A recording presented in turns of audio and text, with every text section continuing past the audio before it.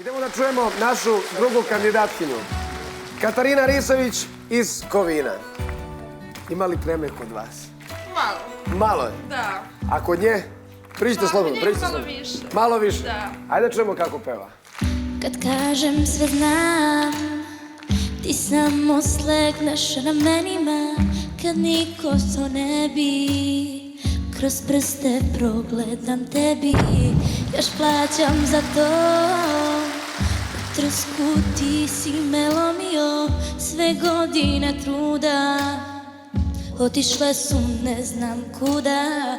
Znala sam za sve tvoje lutke, bila živa samo na trenutke. Išlo ti je to baš od ruke, da me opojam ubiješ.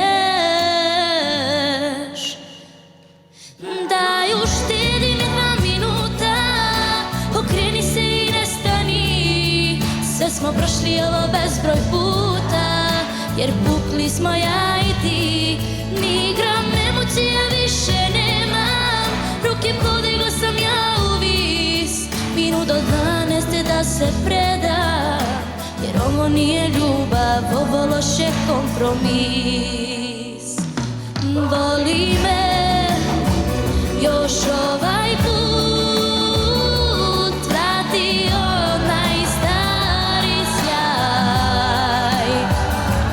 Voli me još ovaj put i bit će dovoljno za kraj.